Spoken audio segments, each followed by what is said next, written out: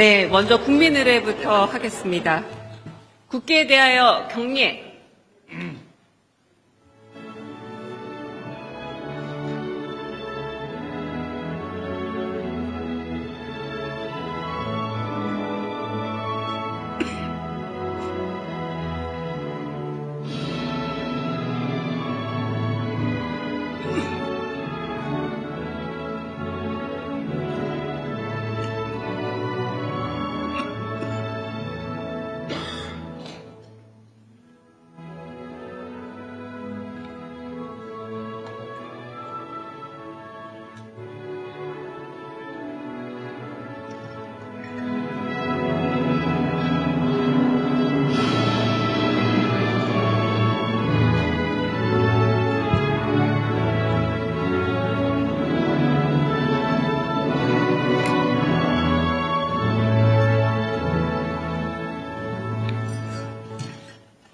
바로 네, 자리에 착석해 주시면 됩니다. 이재명 정부의 2026년 첫 번째 순방 행사인 중국 국빈 방문이 성공적으로 마무리되고 있습니다.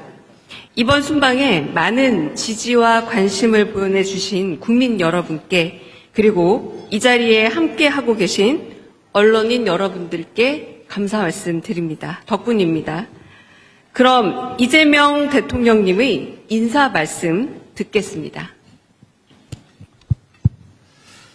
네, 우리 기자단 여러분, 한 6개월 이상 이렇게 짐짝 실려 다니듯이 다니다가 처음으로 이렇게 같이 식사하는 것 같아요. 하여튼 고생 많으십니다. 그리고 새해 복 많이 받으시고요. 좋은 보도를 통해서 우리 국민들에게도 대한민국에도 새로운 희망을 만들어 주시기 바랍니다. 새해가 되자마자 첫 외교 일정으로 중국을 방문했습니다. 네, 이번 중국 방문은 변화하는 국제 질서 속에서 우리 대한민국의 국익을 더욱 단단하게 하고 한중 관계를 보다 안정적이고 성숙한 방향으로 발전시키는 중요한 외교 일정입니다. 우리 정부는 이념이나 진영이 아닌 오직 국민의 삶, 국가의 미래에 도움이 되는 실용 외교를 기준으로 외교 정책을 추진하고 있습니다. 중국은 우리에게 경제, 안보, 문화 모든 분야에서 매우 중요한 이웃 국가입니다. 시진핑 주석께서 저를 볼 때마다 똑같은 얘기를 반복하시는데, 이사갈 수 없는 이웃, 그리고 뗄래야 뗄 수 없는 관계, 이런 표현을 자주 합니다. 실제로 그렇죠. 우리가 한중 관계는 정말로 서로에게 필요한 관계입니다. 그리고 불필요하게 서로를 자극하거나 배척하거나 또 대립할 필요가 없지요. 있는 환경을 잘 활용하면 더 나은 환경을 만들 수 있는데 왜 불필요하게 또 근거 없는 사안들을 만들어서 갈등을 촉발하는지 이해가 안 됩니다. 앞으로는 서로에게 도움되는 관계로 정말로 바꿔가면 좋겠다, 그런 생각을 합니다. 그리고 또 한중 관계라고 하는 게 많이 바뀌었습니다. 기본적인 토대가 과거에는 일종의 수직 분업, 우리의 앞선 기술력 또 우리의 자본력을 가지고 중국의 토지와 저렴한 노동력을 활용한 수직적 분업이었다면 이제는 그런 시대가 갔죠. 수평적이고 호혜적인 협력 관계가 정말로 필요한 상태가 됐습니다. 경쟁할 분야는 또 경쟁하고 협력할 영역에서는 협력하는, 이를 통해서 실질적 성과를 만들어가는 게 중요하겠다는 생각을 합니다.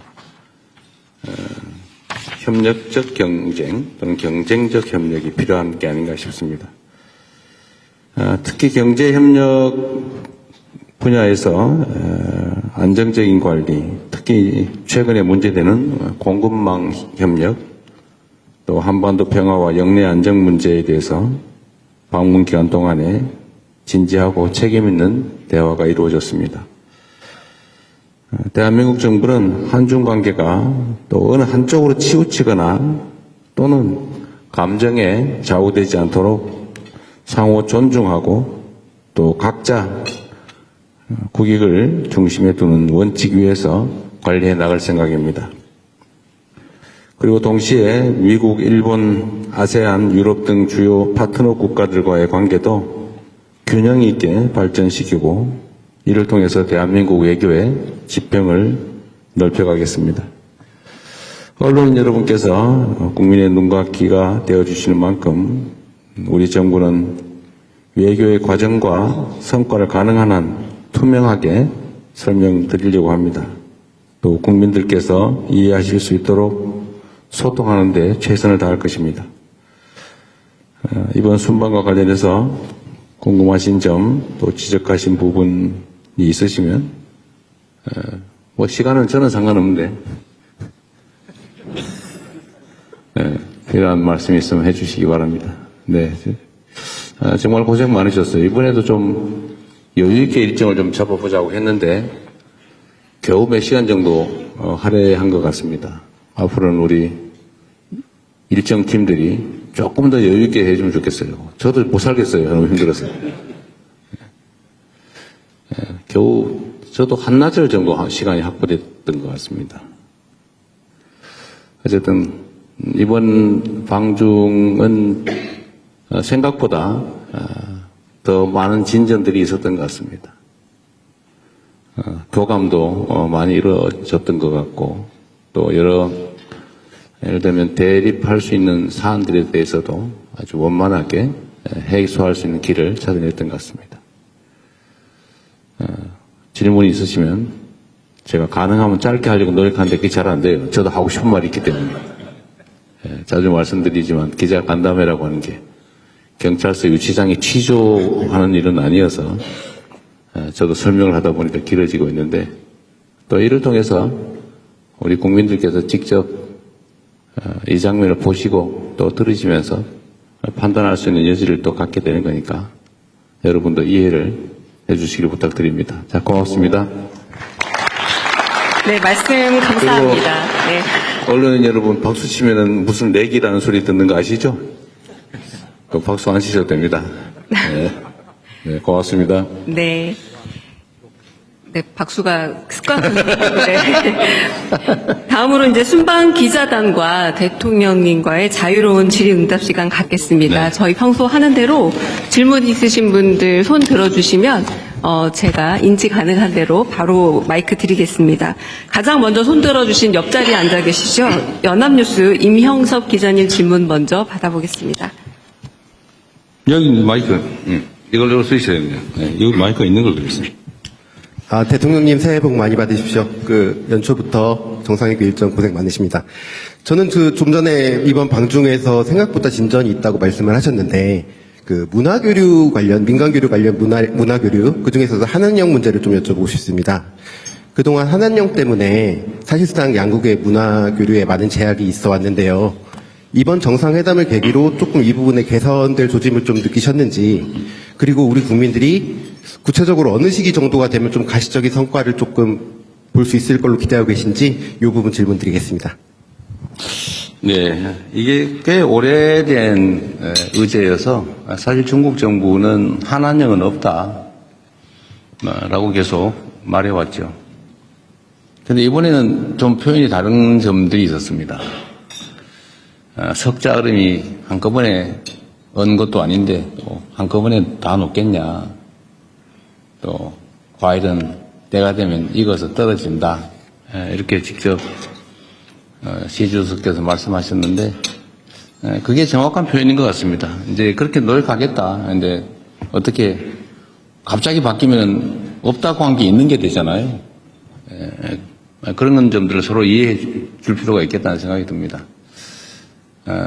봄도 갑자기 오진 않아요. 시간이 필요하죠. 과정이 필요하니까. 실무부서에서 이제 구체적 협의를 하라고 말씀하셨기 때문에 실제 협의가 이루어질 겁니다. 그리고 가능한 범위 내에서 점진적으로, 단계적으로 또 질서 있게 그들의 표현에 따르면 질서 있게, 유익하게, 건강하게 이 문제는 잘 해결될 겁니다. 조짐 정도가 아니라 이제 명확한 의사표명이라고 저는 생각합니다. 시기나 방식이나 이건 뭐 또 분야마다 또 여러 가지 그 대상의 특성에 따라 좀 달라지겠죠. 무한대로 또 할 수는 없는 게 또 그 사회주의 체제의 또 속성이기 때문에 100% 완전히 또 방치할 수도 없는 그것들의 입장도 이해해야 되겠죠. 그래서 구체적 협의가 좀 필요할 겁니다. 너무 서두르지 않고 우리도 지금까지도 뭐 아예 제로 상태로 이렇게 오랜 세월을 보냈는데 조금씩 단계적으로 원만하게 해나가면 될 것 같습니다. 네. 이번에는 좀 이쪽 테이블로 가보겠습니다. 네. 가운데 테이블 계신 SBS 강청화 기자님 먼저. 네.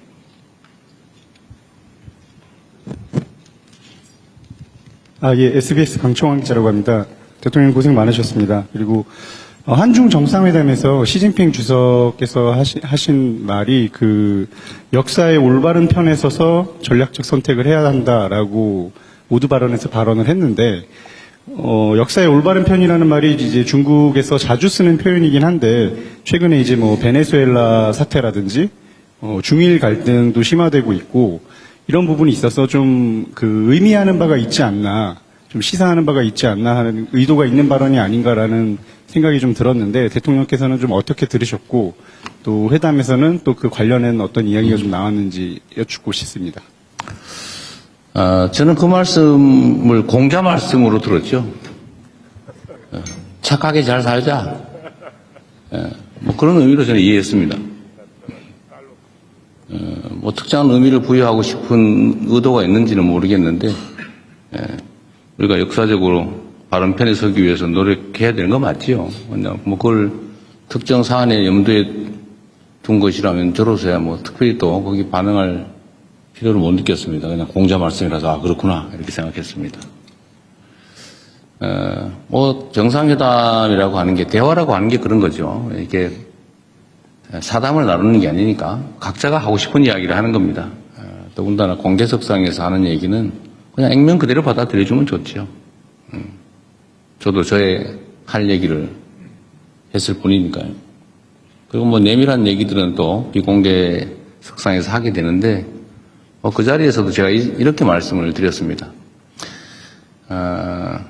각 국가의 핵심적 이익이나 중대 관심사에 대해서 당연히 존중해야 된다. 뭐 대한민국의 핵심 이익 당연히 존중받아야죠.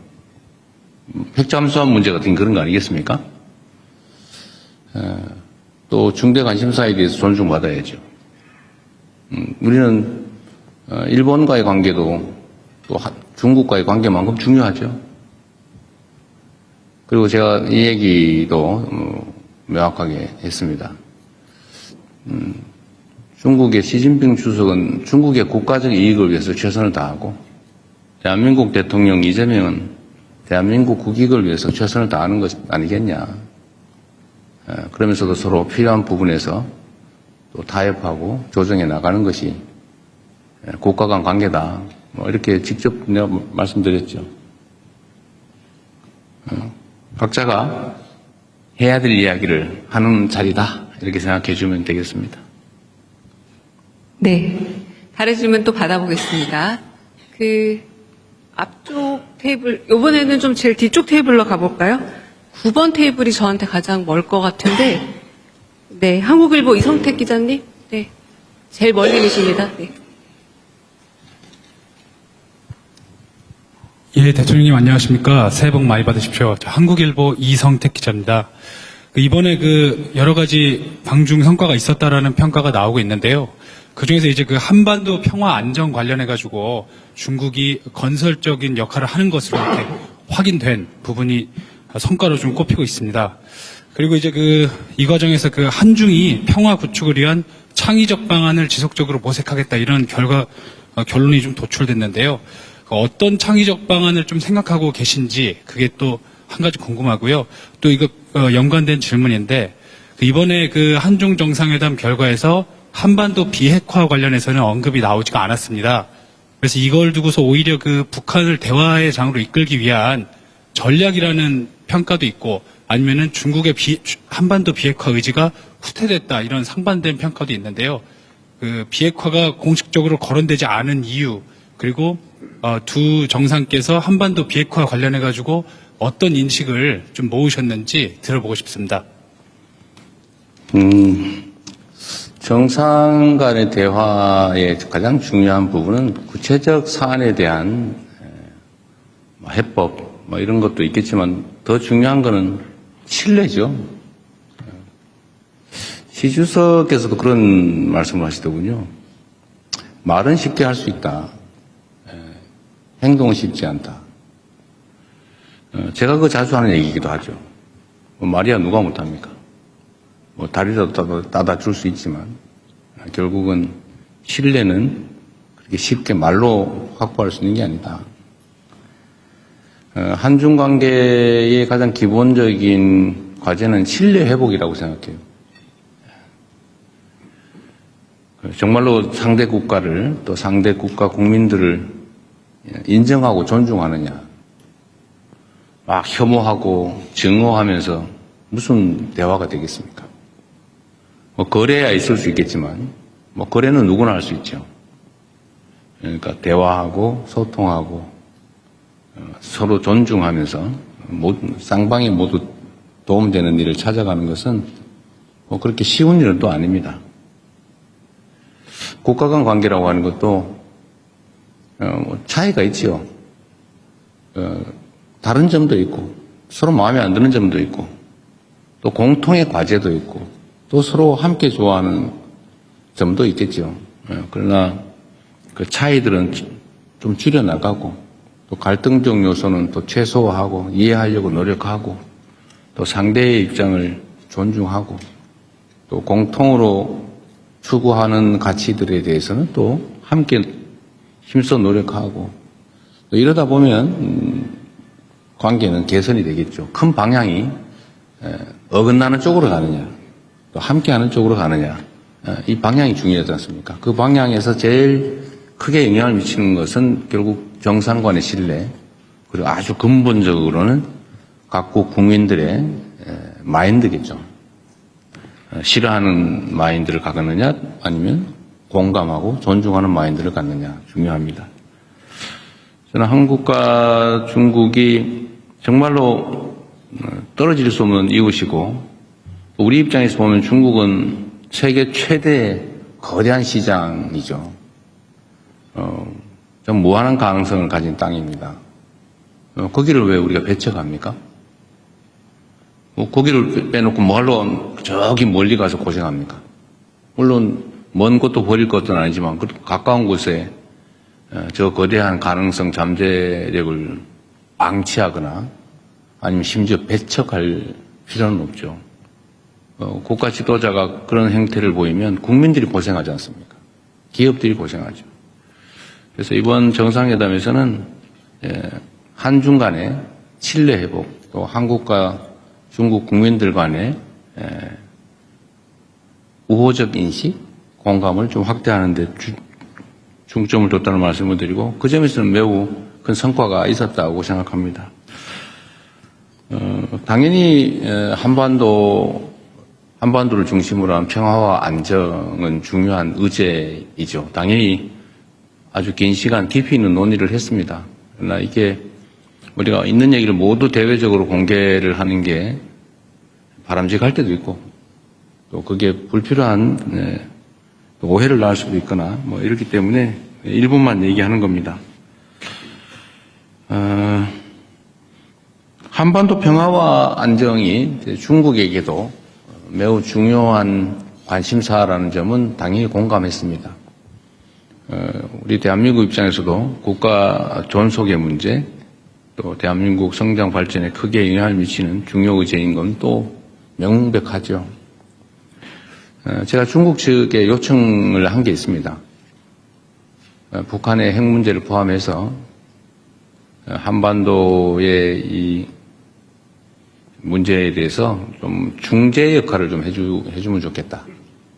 우리는 모든 통로가 막혔다. 신뢰가 완전히 제로일 뿐만 아니라 적대감만 있다. 그래서 우리는 노력하지만 지금 현재는 완전히 차단된 상태라서 소통 자체가 안 되니까 중국이 그 중재자 역할을, 평화의 중재자 역할을 좀 해주면 좋겠다. 이렇게 얘기했습니다. 시 주석께서는 지금까지 노력을 평가하고 인내심을 가질 필요가 있다. 이런 얘기를 했습니다. 인내심에 관한 얘기는 시 주석뿐만 아니라 이창 총리도 똑같은 얘기를 하더군요. 인내심 얘기를. 그 말이 맞습니다. 우리가 꽤 오랜 시간 동안에 북한에 대해서 군사적 공격 행위를 했지 않습니까, 사실? 북한에서는 엄청 불안했을 겁니다. 우리가 상대와 대화하려면 상대의 입장을 이해해야죠. 또 우리 북한 편들었다고 종북이라고 할 겁니까? 그러니까 이건 냉정한 현실이죠. 엄청난 경계심과 적대심을 유발했습니다. 대화가 쉽지 않죠. 꽤 오랜 시간 그렇게 싸워온 업보라고 할까? 싸워온 적대가 있기 때문에 여기에 완화돼서 좀 대화가 시작되려면 많은 시간과 노력이 필요합니다. 그리고 주변의 역할도 필요하죠. 중국에 그 부탁을 했고, 중국은 어쨌든 그 역할에 대해서 노력해보겠다고 합니다. 한반도 핵 문제도 당연히 심각하게 논의하죠. 제가 얘기한 건 그런 겁니다. 서로 상대방이 결코 받아들일 수 없는 이야기를 주장만 하면 아무것도 이루어지지 않는다. 그리고 현실에 입각해서 서로가 수용할 수 있는 합리적인 안을 도출해야 한다.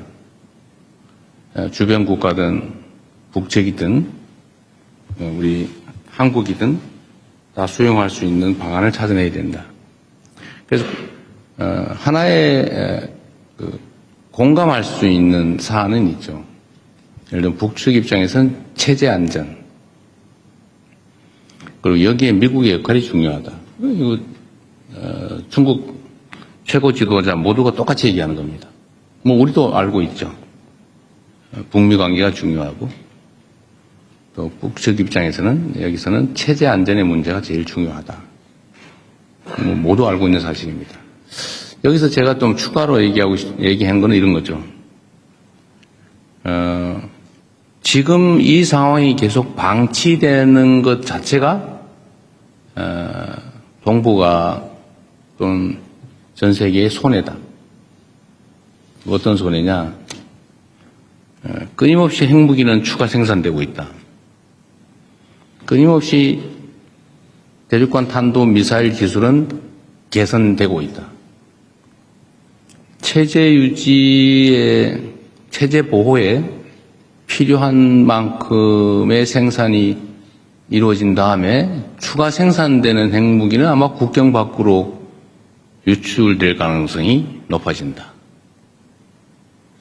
그게 전 세계의 평화와 안정에는 위해인 게 분명하죠. 그게 누구에게 도움이 되느냐? 아무에게 도움이 안 되죠. 또 한반도는 장기적으로는 비핵화해야 되지만 북한 정권 입장에서 지금 핵을 없애는 걸 동의할 수 있겠냐? 뭐 그렇게 하면 좋지요. 근데 되겠냐? 수용할 수 있을까? 제가 보기에는 불가능하다고 생각됩니다. 그럼 방치할 거냐? 결국 여기서 실현 가능한 모두에게 도움되는 길을 찾아내야죠. 그래서 중단하는 거, 현재 상태에서 중단하는 거, 추가 생산을 하지 않고 국외로 핵물질을 반출하지 않고 더 이상 ICBM 개발을 하지 않는 것만도 이익이니까 그 이익을 포기하는 보상 또는 대가를 지급하고 일단 할 수 있지 않냐. 일단. 단기적으로. 그리고 여기 어느 정도 되면 중기적으로 좀 감축해 나가자. 그리고 좀 길게 봐서 한반도, 핵 없는 한반도, 이거는 포기하지만 말아야 한다. 장기적인 목표로. 그래서 이 단기, 중기, 장기 목표를 가지고 우리가 접근해보자. 이때까지 맨날 얘기했던, 우리가 제안했던 안이죠. 이 점을, 이 진정성에 대해서 북측에 좀 충실하게 설명을 해달라라는 부탁을 했습니다. 그렇게 끊임없이 또 시간을 갖고 노력해봐야 되겠죠. 안 하는 것보다 나으니까. 또 해야 되니까. 이런 점에 대해서 중국 측에 공감이 있었다는 말씀을 드립니다. 정말로 많은 노력이 필요해요. 그리고 여기에는 우리 대한민국 국민 여러분의 또 인내와 이해도 필요합니다. 여기에 자꾸 정략적인 이유를 붙여서 자꾸 흔들고 발목 잡고 이러면 아무것도 안 됩니다. 점점 더 상황은 나빠질 뿐이죠. 상황 개선을 위해서 좀 힘을 모아주시면 좋겠다는 말씀을 드립니다. 네, 뭐 중요하고 복잡한 의제에서 말이 좀 길었네요. 네, 말씀 잘 들었습니다. 이번에는 제 마음대로 여성 기자분에게 좀 우선권을 드리겠습니다. KBS 손서영 기자님. 네.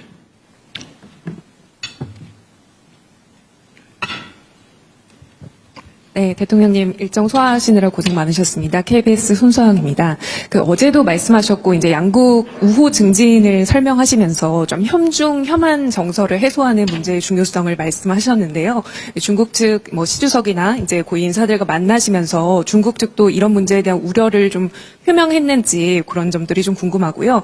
이게 어쨌든 시간을 갖고 좀 해소해야 될 문제이긴 하지만 단기적으로 조금 뭔가 문제 해결이 필요할 것 같은데 그런 방안에 대해서는 좀 어떤 고민하고 계신지 여쭙고 싶습니다. 뭐 말씀드린 것처럼 가까운 이웃이고 떠날 수 없는 관계이고 거대한 잠재력인데 우리가 배척하고 피하면 우리 손해죠. 그런데 꽤 오랜 기간 동안에 혐중, 혐한 정서라고 하는 게 양국이 상당히 광범하게 또 지속적으로 또 악화되면서 정말 양국에 큰 피해를 입혔습니다. 저는 대한민국이 훨씬 더 큰 피해를 입었다고 생각해요. 중국의 예를 들면 상품 서비스 수출이 지금 많이 나빠졌죠. 그래서 홍콩을 제외한 무역 수지가 지금 적자로 전환됐습니다. 왜 그렇게 됐냐?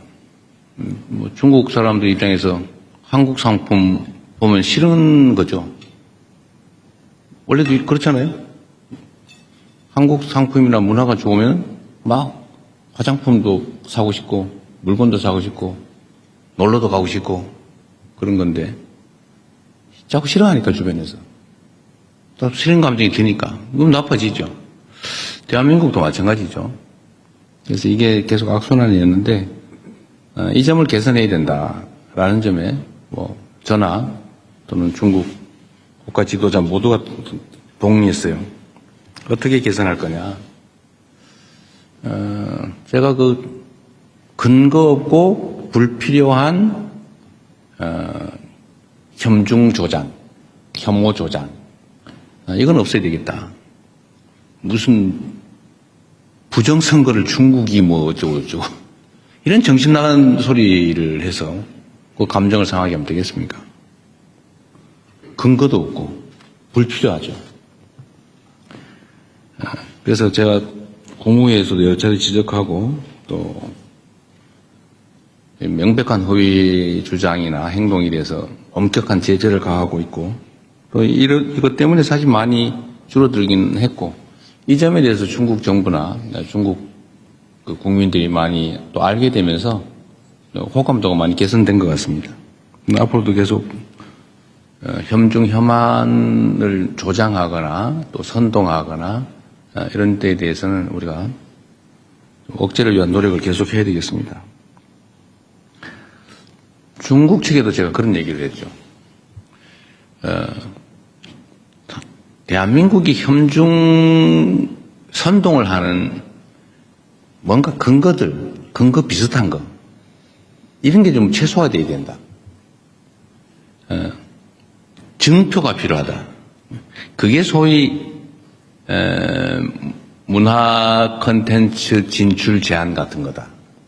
제가 이런 지적을 했죠. 그래서 그게 내가 보기도 사실인데 한국 영화 잘 안 틀고 한국 공연 잘 못하게 하고 실제 현장에는 그러니까 뭐 국가 정책은 아니라고 하지만 그게 개선되지 않고 있으면 그게 공격의 빌미가 된다. 근거가 된다. 아까 근거 없는 불필요한 이런 얘기했죠. 근거가 있지 않냐 그런 거는. 그런 걸 그래서 신속하게 좀 해소되는 걸 보여줘야 된다. 그리고 한중 관계가 서로 협력적이고 우호적이라는 걸 보여줄 필요가 있다. 그래서 제가 이것도 지방 균형 발전 차원에서 우리나라 사람들이 팬더 좋아하는데 저 광주에 우치동물원이라고 국가 제2동물원이 있대요. 국가동물원이 있는데 거기 제2동물원이 있답니다. 그래서 저 지방에 국가동물원이니까 광주 우치동물원에 팬더나 한 쌍 보내주면 어떻겠냐. 그건 뭐 실무 협의를 한번 해보기로 해서 지금 아마 하고 있을 겁니다. 그래서 이런 근거들이 좀 필요하다. 그래서 협중 협안 정서 문제는 이제 각 국가 차원에서 좀 해소하기 위한 구체적인 또 실질적인 노력이 필요하다는 점에 서로 공감하고 앞으로 실제로 진척이 좀 될 겁니다. 제가 이 점도 이제 중국 측이 얘기를 해줬는데 이게 계속 이제 중국에 대한 악감정 계속 늘어나고 있었거든요. 좋아하냐 싫어하냐 이런 거 물어보잖아요 국민들한테. 근데 이게 이제 좀 방향이 전환이 됐어요.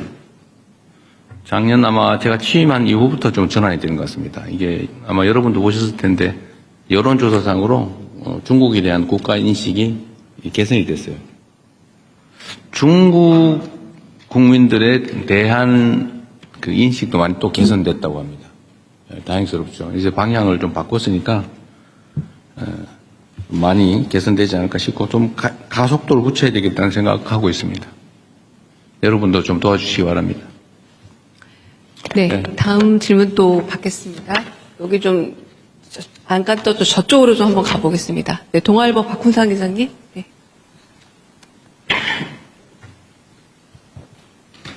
예, 동아일보 박훈상입니다. 그 한중 양국 정상이 매년 만남을 이어가자는 공감대를 형성했다고 하는데 어떻게 공감대를 만드셨는지 그리고 매년 회담을 어떤 방식으로 진행하실지 궁금합니다. 그리고 상무장관 회의 정례와 군 소통도 복원하기로 했는데 사드 이후 끊어진 한중 소통 채널 복원이 어느 정도 됐다고 보시는지 그리고 더 강화해야 할 한중 협력 채널은 어떤 분야라고 보시는지 궁금합니다. 일단 정상간 1년에 한 번 정도는 보면 좋겠다고 얘기했더니 뭐 좋은 생각이라고 하셨고 다만 이런 얘기를 하시더군요. 꼭 한 번 오고 한 번 가고 꼭 그렇게 해야 되냐. 그래서 저는 괜찮다고. 그래서 아마 그런 생각을 한 게 아닌가 싶어요. 올해 에이펙 때문에 제가 중국을 가면 또 만나게 될 가능성이 많죠. 따로 양자회담을 하게 될 가능성이 많은데 그러면 형식적으로 따지면 이제 시 주석이 이제 와야 되는 거죠. 근데 아마도 좀 쉽지 않을 수 있어요. 그 일정이라고 하는 게. 그럼 우리는 또 그런 거 따지잖아요. 한 번 왔으면 한 번 가고 막 그래야지. 그래서 그런 거 신경 안 쓰고 제가 가겠다고. 그래서 자주 오라고 하시거든요. 자주 연락하고 자주 방문하면 좋겠다. 좀 그 얘기는 어렵게 아주 표현을 했습니다. 말하기 좀 어려웠던 것 같아요. 좀 꼭 뭐 왔다 갔다 그렇게 해야 되는 거 아니지 않냐 그런 얘기해서 제가 편할 때 우리가 가는 방향으로 해도 된다. 제가 이렇게 얘기했습니다.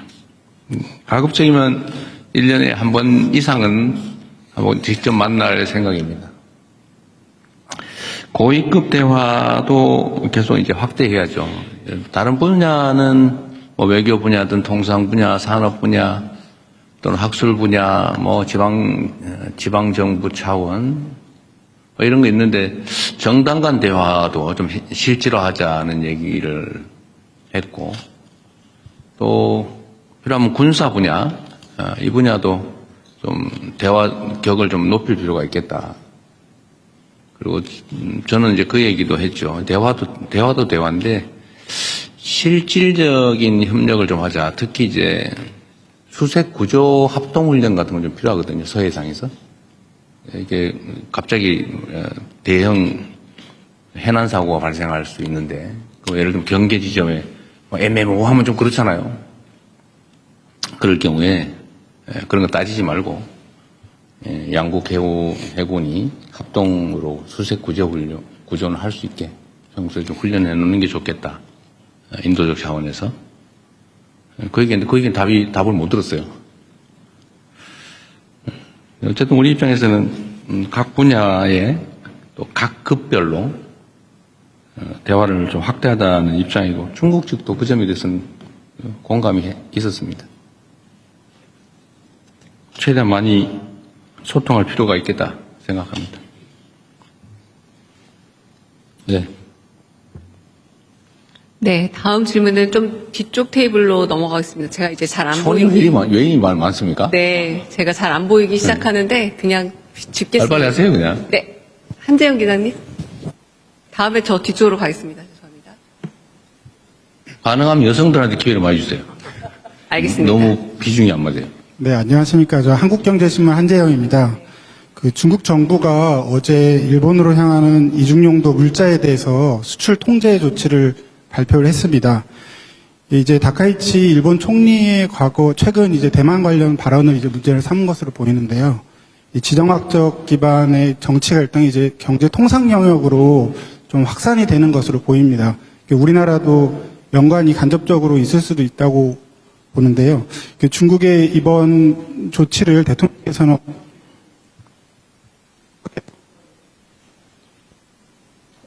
어떻게 평가를 중일 간의 갈등을 대통령께서 좀 적극적으로 중재하실, 또 특히 이제 경제 통상 영역에 있어서 갈등을 중재하실 또 생각이 있으신지 궁금합니다.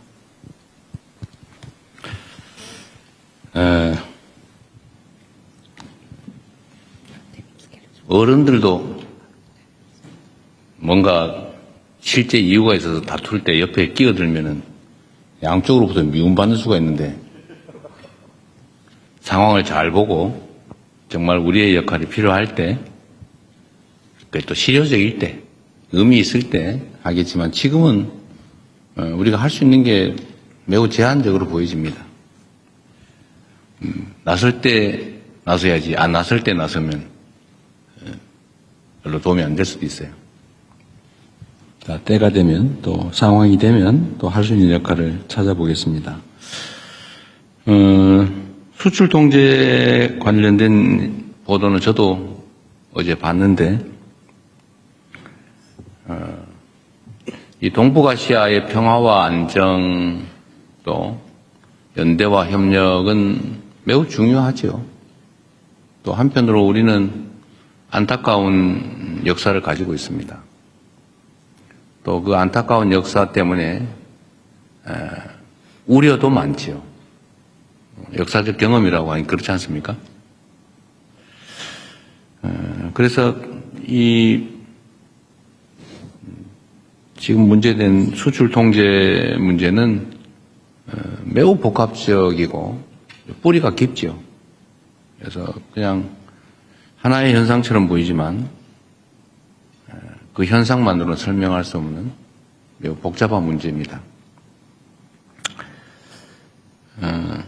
일단은 원만하게 신속하게 잘 해결되길 바랍니다. 그리고 이게 또 단기적으로 보면 우리가 가공 수출하는 데에 또 연관이 있을 수 있죠. 꽤 복잡합니다. 또 장기적으로 볼 때 이게 어떤 영향을 미치게 될지도 속단하기가 어렵죠. 일단은 상황을 예의주시하고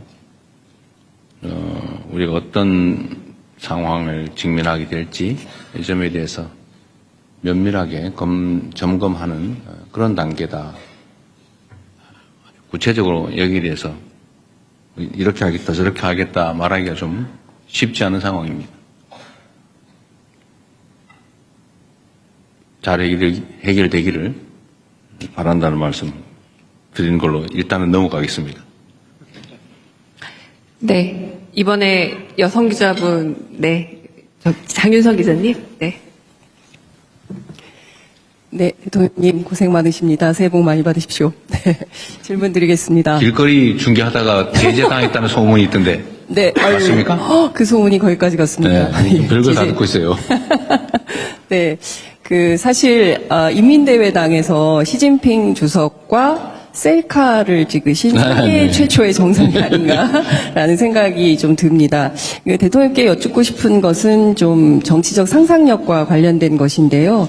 사실 우리는 5년마다 대통령이 바뀌기 때문에 지난 30년 한중 관계를 결산해 볼 때 처음에는 발전기였다가 조정기를 거쳐서 사실상 갈등기를 거쳤습니다. 이후에 이제 미래의 한중 협력 30년의 상, 이를테면은 흔들리지 않는 협력 관계가 가능할지, 특히 여기 살고 있는 제중동포들 같은 경우에는 그 정권이 바뀔 때마다 또 삶에 상당히 큰 영향을 받기 때문에 대통령께서 생각하시는 어떤 정치적 상상력을 좀 말씀을 좀 해주시면 좋을 것 같습니다.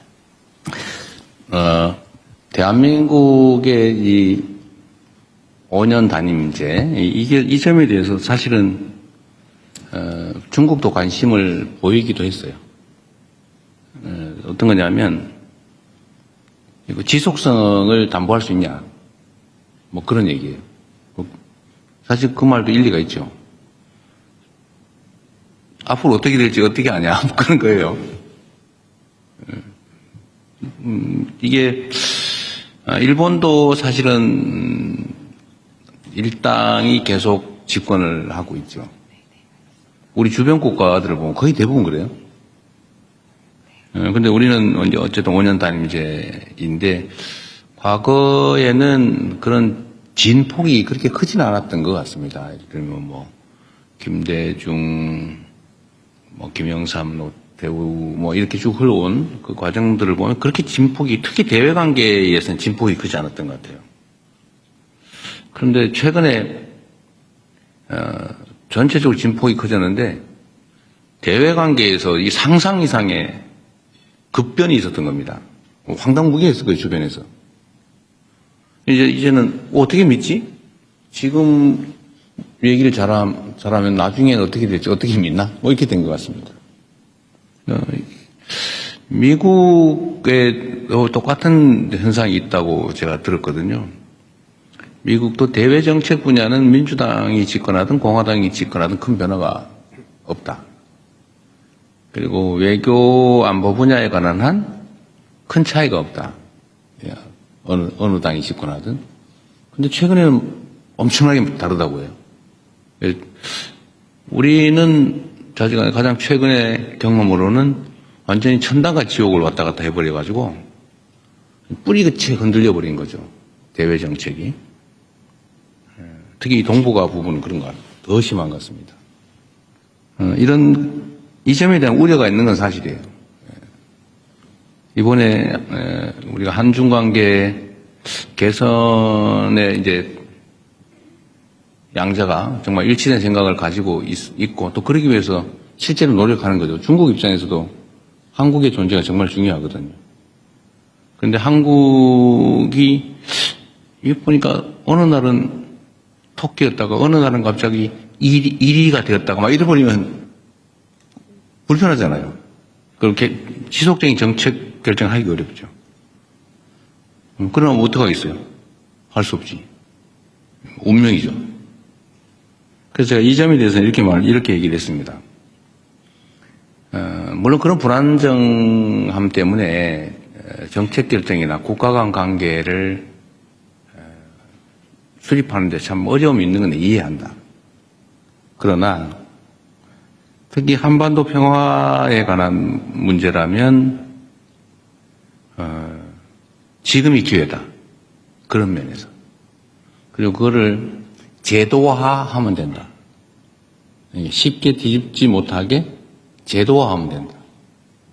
이거 그것까지만 얘기했죠. 제도화 방법은 여러 가지겠죠. 입법을 해놓든지, 아니면 조약을 맺어놓든지, 문서상 번복할 수 없는 합의를 해놓는다든지, 이러면 이제 마음대로 못 뒤집죠. 그런 방법도 있다. 지금이 어쩌면 기회다. 미국 대통령도 매우 실용적인 사람, 현실주의자, 실용주의적인 사람이고, 한반도 핵 문제를 현실적으로, 실용적으로 해결할 생각을 가지고 있는 사람이고, 나도 그렇고, 중국도 그랬으면 좋겠고, 이런 측면에서 좋은 기회 아니겠냐, 이런 얘기를 했던 겁니다. 5년 단임제야, 대한민국 헌법이 그런데, 뭔 상상을 합니까? 그냥 가는 거지. 네. 그러나 저는 그런 걸 믿죠. 이건, 국민의 바다, 민중의 바다, 이 민중의 강물 위에 떠있는 배 같은 존재가 정치고 권력이니까, 그 큰 흐름, 대한민국 국민의 집단 지성이 가지고 있는 생각이나 판단은 크게 바뀌지 않을 거다. 더군다나 이번 내란 사태를 겪으면서 그냥 맡겨놓으면 안 되겠구나 라는 생각도 했을 거기 때문에 어떤 체제가 되든 간에 우리 국민들이 기대하고 또 원하는 세상을 향해서 좀 부침 흔들림은 있겠지만 계속 나아갈 거라고 믿습니다. 네. 네, 감사합니다. 순방기자단 오찬 간담회 사전 행사, 공개 행사는 아쉽게도 여기서 그냥 더 하세요. 방송 시간이 45분으로 정해져 있다라고 합니다. 법으로 막은 것도 아닌데 네. 기회를 주세요. 우리. 그러면은 네, 두 분 정도 제가 더 기회를 드리겠습니다. 더 주세요. 괜찮아. 짧게 할게요. 나도 짧게 얘기할게요. 그럼. 저기 네, 먼저 이슬기 기자님 먼저 네.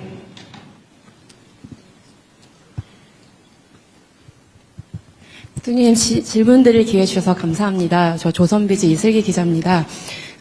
이번 정상회담에서 결국 근거 없는 혐오 정서를 해결해 나가자라는 게 이번 회담의 골자라고 좀 생각이 되는데요. 다만 이제 우리 국민들이 서해 구조물이나 오래된 미세먼지 문제, 특히 사실 쿠팡의 그 정보 유출 사태 관련해서 중국인 직원 이런 문제들이 사실 있지 않습니까? 그래서 이런 것에 근거해서 우리 국민들이 사실 중국에 대한 반감이나 약간의 우려, 불편함 이런 감정을 갖고 계신 것도 사실입니다. 그래서 이거와 관련해서 좀 두 분이 허심탄회한 대화를 나누셨을 거라고 생각하는데요. 마침 우리가 사이버 안보 관련한 MOU도 체결했고요.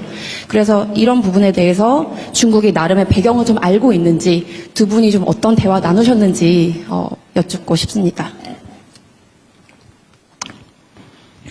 근거 없고 불필요한 혐오 선동에 대해서 우리가 경각심을 가지고 엄히 제재해야 된다는 점은 명백하죠.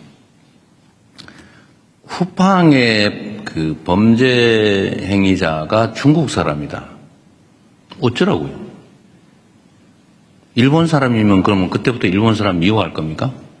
그러면 쿠팡에 그 미국 사람이 있으면 이제 미국 무지하게 미워해야 되는데 그건 왜 안 하는 거예요, 도대체? 아무런 그야말로 그것도 근거 없는 얘기죠.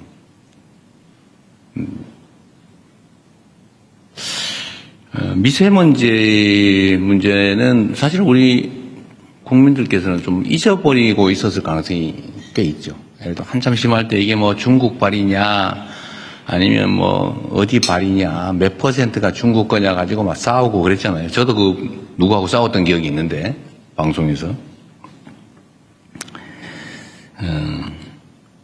근데 이런 걸 가지고 감정적으로 대응할 일은 아니죠. 근데 중국이 어쨌든 재생에너지로 신속하게 전환하면서 정말 놀라울 정도로 빠르게 어쨌든 미세먼지 문제에 대응을 한 것 같습니다.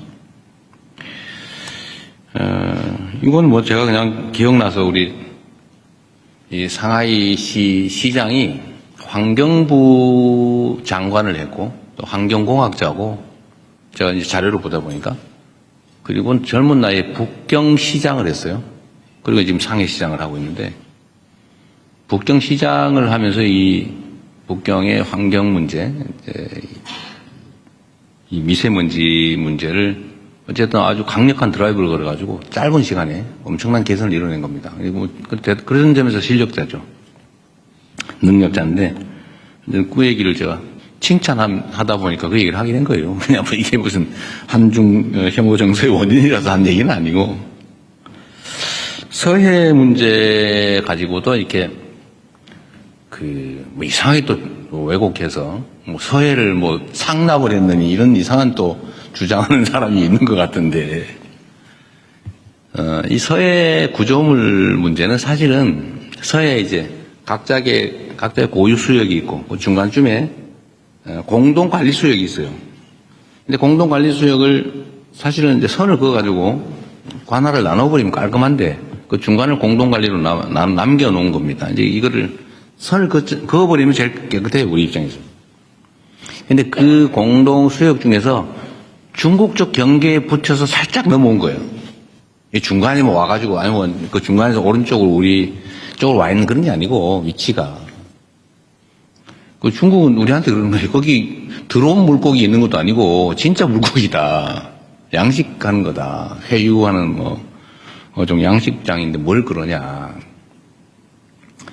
그런데, 어쨌든 우리로서는 왜 일방적으로 하냐라고 이제 문제를 삼는 거죠. 그리고 지금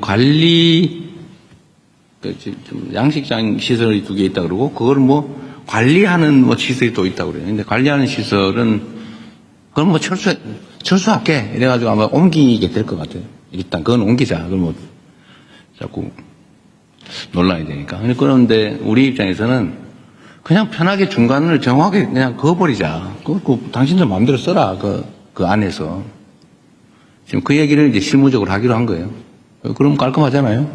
그리고 그 선에서 우리 쪽으로 넘어오는 것도 아니고, 그쪽에, 실제 그쪽 수역에 근접해 있는 공동 수역인데, 그래서 깔끔하게 정리합시다. 라고 한 겁니다. 그렇게 하기로 했어요. 이제 어떻게 할지 실무 협의를 하기로 했습니다. 그래서 문제의 원인을 제거하자. 이렇게 정리하면 되죠.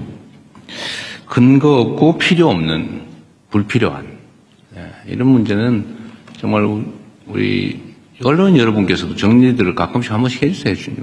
중간적 입장에서. 언론이 입장이 중요하잖아요. 누구 편 들어가지고 왜곡 조작하려고 하는 게 아니지 않습니까? 정치 집단도 아니고.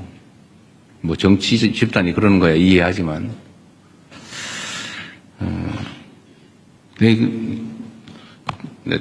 붙여서 내가 얘기 한번 얘기했다. 참 신통한 게 있었는데, 예를 들면 말입니다. 검찰이 기소해가지고 법원이 검찰의 기소가 잘못됐다고 판결을 하면 우리는 통상적으로는 잘못 기소한 검찰을 비판해요. 이거 맞잖아요, 그게. 왜냐하면 최종 판단권은 법원이 가지니까. 그런데 희한하게 거기에 이재명이나 민주당이 관계가 되면은 법원이 판단이 잘못됐다고 검찰을 두둔해요. 그 이상하지 않습니까? 왜 항소 안 했냐고 따져요.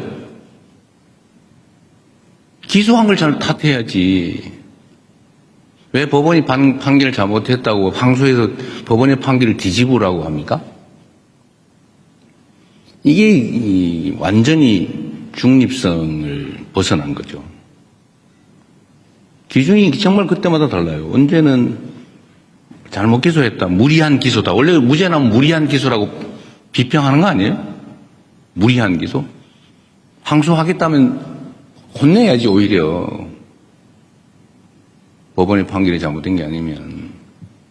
그런데 묘하게 그 검찰이 항소 안 한다고 말이지. 왜 항소 안 했냐고 비난을 해요. 이게 문제다 이거죠. 그래서 이게 서 있는 걸 이렇게 똑바로 안 서고 이밖에 삐딱하게 서 있으니까 세상이 삐딱하게 보이나 그런 생각이 들 때가 있습니다. 특히 이런 혐중, 혐한 이런 것들이 국민 경제에 엄청 피해를 주잖아요. 무슨 도움이 됩니까? 손해는 국민들이 받죠. 장사 안 되고 물건 안 팔리고 화장품 진짜 지금 같으면 중국을 석권해야 되는 거 아닙니까? 근데 안 팔리잖아요, 중국에서. 그래서 엄청나게 손해보고 있는데, 그럴 필요가 없다. 그게 공인으로서 해야 될 일 아니겠나 싶습니다. 네, 또. 네, 정말 이번엔 그냥 제가 마지막 질문으로. 다 하라고 그러세요. 뭐, 10년에 할 일도 없는데 뭐. 네, 그럼 뭐 식사 시간 줄여서 저희가 그냥 가겠습니다. 밥은 후다닥 먹기로 하고. 네, 제가 저쪽에 잘 안 보이는데요. 네, 정환보 기자님이십니까? 네. 안녕하십니까. 경향신문 정환보 기자입니다. 저는 약간 가볍지만 또 의미 있는 질문을 좀 했으면 하는데요. 이번 방중 기간에 강윤정 대변인께서는 백미라는 표현까지도 쓰셨는데 샤오미폰 셀카가 되게 국내에서도 화제가 될 걸로 알고 있습니다. 그래서 어떻게 보면 석자 얼음이 한 2자 정도 줄지는 않았을까 싶은 생각이 있는데 대통령께서 주신 선물 외에 사실 석사자상 같은 경우도 간송미술관에서 사실 금액으로 따질 수 없는 엄청난 가치가 있었던 걸로 아는데 반대로 중국 측에서는 저희한테 준 내용이 이제 펑리위안 여사 CD 말고는 알려진 게 없습니다. 그래서 그에 관해서 좀 말씀 듣고 싶습니다. 네. 우리 정한보 기자님 의외로 그 선물 물량에 관심이 많으신 것 같아요. 이 선물은 마음이 중요한 거 아닌가요? 뭐 그건 지적도 일리가 있죠. 근데 우리 선물 교환할 때 보니까 그쪽에는 준비를 많이 했는데 우리가 너무 준비를 적게 해가지고 미안한 생각이 들던데요. 그때 우리 너무 정말 그쪽에 준 거에 비하면 너무 약소해가지고 우리가 너무 소심했나 이 생각이 들었습니다. 공식 선물.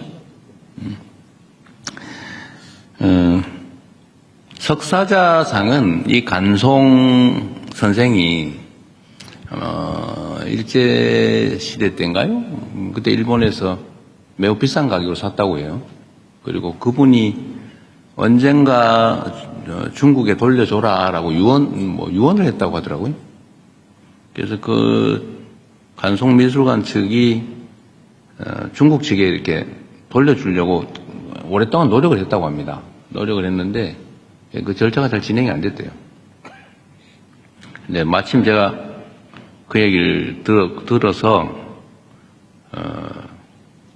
중국 측에 돌려주자. 이게 이 한중일 동북아의 이 역사 문제는 사실은 저는 이제 현실이 너무 어려우니까 좀 과거는 직시하되 미래를 향해 가자라고 해서 그걸 일부러 부각하거나 그러고 싶지는 않은데 그래도 제자리를 좀 찾아주자. 서로 각자가 있을 자리에 있자라는 의미로 관송미술관이 굳이 돌려주고 싶다는데 이번에 그냥 우리도 좀 생색도 좀 내자라고 해서 제가 좀 밀어붙여가지고 급하게 추진된 거예요. 근데 중국 측에서 그 전문가들이 몇 명이 와가지고 급하게 왔어요. 왜냐하면 진짜인지 아닌지 감식을 해야 되니까. 와서 확인을 하더니 진짜라고. 이게 왕궁에 빛이 돼서 이게 뭘 지키든 애군을 막든 그게 맞다. 이 성체 재질도 그렇고 기법도 그렇고 맞다. 그래서 이제 급하게 실물은 못 주고 돌려주는 사진만 찍어 돌려주는데요.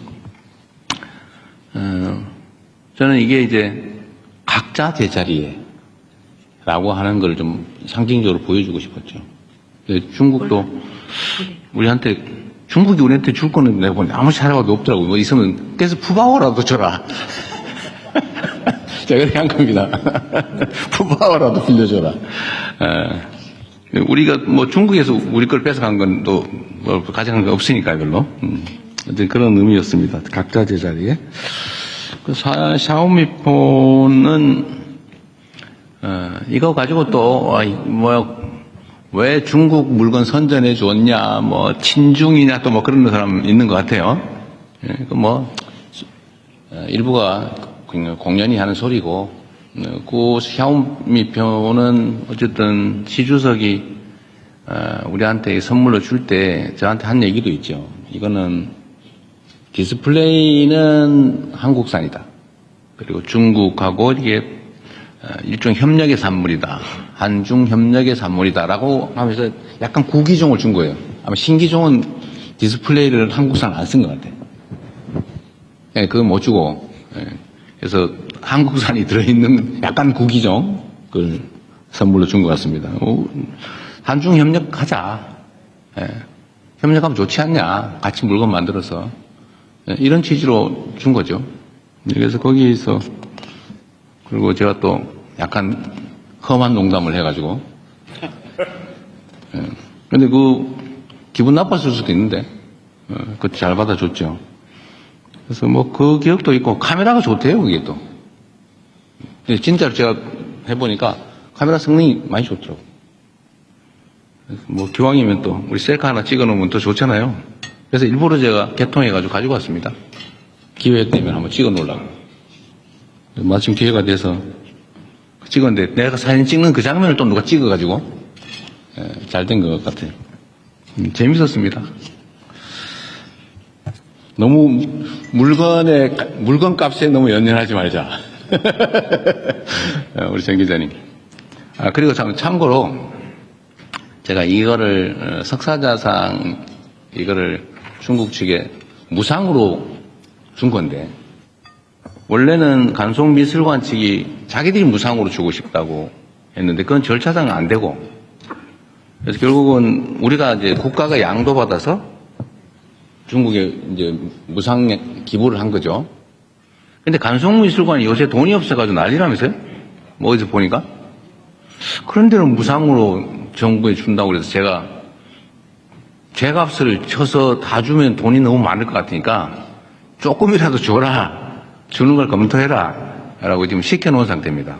우리가, 국가 간에 이렇게 외교에 필요해서 쓰면 그걸 뭐 민간에 뺏어가지고 꼭 돈 없어 힘들어하는 데다가 꼭 그럴 필요는 없잖아요. 그래서 제가 일정 정도는 보상을 해주는 걸 검토하라고 시켜놓은 상태입니다. 근데 법률적으로 가능한지, 그럼 뭐 적정한 게 어느 정도인지는 또 두고 봐야 되겠죠. 근데 나라가 뭐 민간이 가지고 있는 거를 그냥 속된 말로 뺐다시피 공짜로 받아서 뭐 그럴 필요 없잖아요. 대한민국의 경제력, 재정력 수준이. 그래서 적정하게 가치를 주는 방법을 찾는 중입니다. 네. 네, 정말 이제 마지막 질문 받겠습니다. 이상호 기자님이 벌떡 일어나셔가지고, 네, 이상호 기자님. 네. 질문 마지막으로, 네, 받겠습니다. 대통령님 고생 많으셨습니다. 고발뉴스 이상호 기자라고 합니다. 통상 대통령께서 말씀하시면 이 공간이 꽉 차는 느낌이 있는데 오늘도 참 많은 기사거리를 주셔서 감사합니다. 근데 오늘은 좀 허전해 보입니다. 왜냐하면 대통령께서도 무척 고생하셨지만 이번만큼은 특히 우리 영부인의 활약이 좀 두드러졌던 것 같습니다. 두 분께서 참 많이 준비하시고 사석에서도 두 분이 계시면서도 많이 이렇게 논의를 동지적으로 하셨을 것 같아요.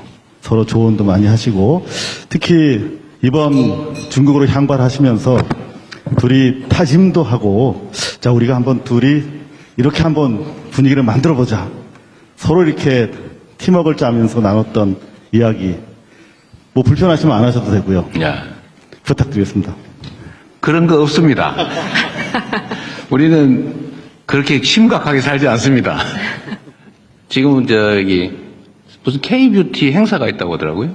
그래서 화장품 판매에 도움이 되는 홍보 요원 행사를 하고 있을 겁니다, 아마. 없었어요, 그런 거. 네. 그럼 저희 여기서 그 사전 행사는 마무리 짓도록 하겠습니다. 방송은 여기까지 하지만